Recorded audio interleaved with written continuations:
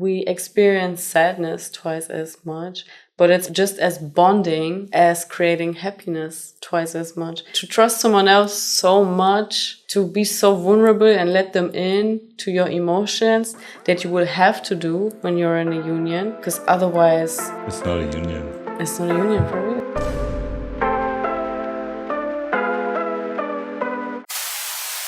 It may look so nice to have from outside, but people really don't know what's going on internally in a union. Like, it's really a lot that two people go through together. So I would love to just share the tea with the people.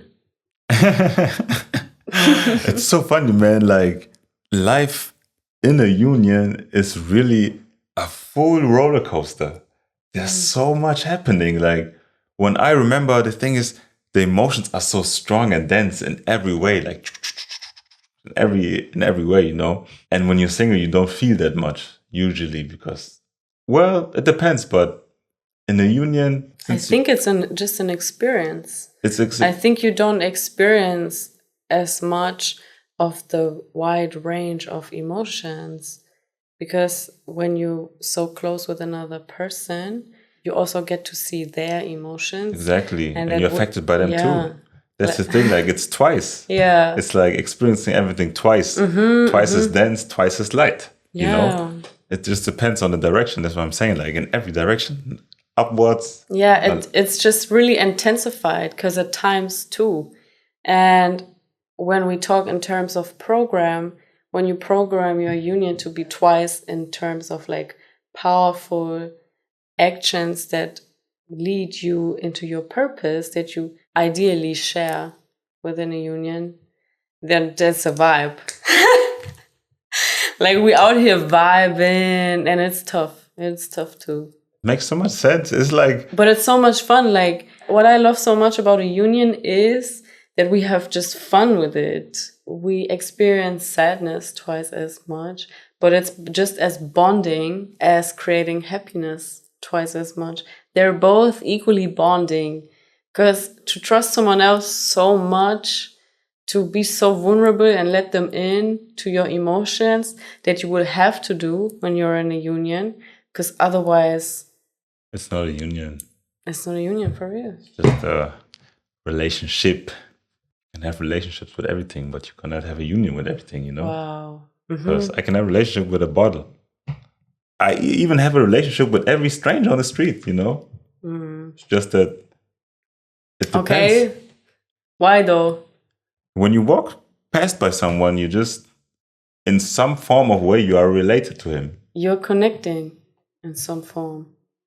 You are already connected in some form, I mean. Yeah, but that's not a relationship. Why? Because a relationship is like a construct. Like, it's built upon things. Yeah, and this relationship is just called strangers. What I mean by that you have a relationship with everyone, but you don't have a union with everyone, because to be a union, the two parts have to be complementary, you know? And complementarity is not between everyone. It's not between me and a stranger. It's not between me and another stranger or my family members, you know? But we have this special compatibility. That's why we don't only have a relationship, we also have a union. So you can have a relationship with everyone. The relationship can be called stranger, friends, family member, whatever, but union is union. Union is a container. Container. It's a contained energy, you know? There's nothing coming in, nothing going out. It's like... Wow. You know? So it's like the yin-yang. It's like a full circle. Exactly. That's what I mean. It's wow. And that's not possible with everyone. Can you give us a very, or just an example of what we're talking about in terms of feeling something twice as much in a relationship or in a union rather, and how it feels like to be single nowadays, or how it was for you? So when I was single, I was really focused on me, because I had to be. Like, I had to be focused on myself. I had no energy to be focused on something with someone else, because I wasn't whole within myself. And even when we got together, I wasn't whole within myself. And there are still aspects about myself that feel unworthy, where I don't feel whole just by myself. This is a great example for like just being complimentary, because where I don't feel whole, you still love me. Like you commit to me to love the aspects of me that don't feel whole. So by you showing me that you love me regardless of my shadow sides, like my ugly faces that you see because we live together, then you teach me that even the ugly sides about me are lovable. And that creates wholeness within me. So you don't have to be whole, like you don't have to be completely perfected before being drawn to someone who will compliment you.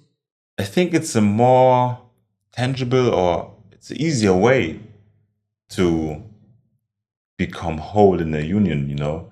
Because Definitely. it's like you're always having a mirror where you can see yourself and It's see like, way okay, faster. I have to adjust this, I have to adjust this. Okay, there's something here. Okay. Like you see not your physical self, but your emotional self, your spiritual self, your mental self. You see every self in the other person. Yeah.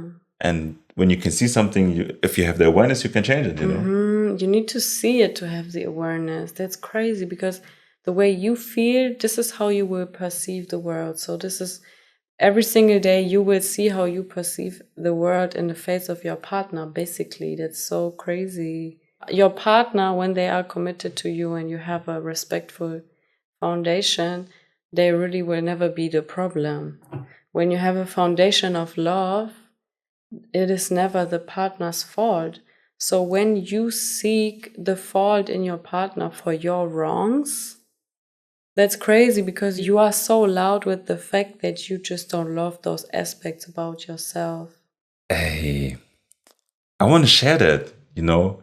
I want to share that because I think that's a good example for the people to understand what we're talking about. Because at some point we are always given these theory, and if this is this and like this and this, and if this is this like that. We're very analytical. I would like to share my experience of me like last week or the week before. It was the week on your. Hey guys, happy belated birthday to the Queen. Thank you. This is the first episode with Lizzie being 25. Yay! 25. 25. Yes, I am 25. It's my year of being fine with myself and growing because of being fine with myself. It's giving wholeness. Mm. Yeah, thank you to my partner for really completing me in the ways where I couldn't complete myself yet. Thank you too. You know, when I say you complete me, I don't say that in a way of you add to those aspects that are not whole, like as if I'm lacking them. It's like you make me complete them. That's why you complete me. You get me? Mm-hmm. It doesn't mean I'm lacking and you coming in. Just like the difference of being the other half or the other whole. That's why we say you're my other whole. Exactly. Because we are whole. We're not, what is the word? We're not codependent, we're interdependent. Yes. When two whole beings come together, it's a vibe. It's a vibe. Hey. It's a vibe. And I think this podcast is like the perfect example for it, because we're having so much fun with it. It's like the perfect outlet for us to see the complementary aspects of our union, like come out to work together for something bigger. Like we're sharing this with you guys to set all of this up. Takes some time, some grind behind the scenes, but like we love to do it because we're having fun and we compliment each other while doing it. How do you feel about it? Just 100% right.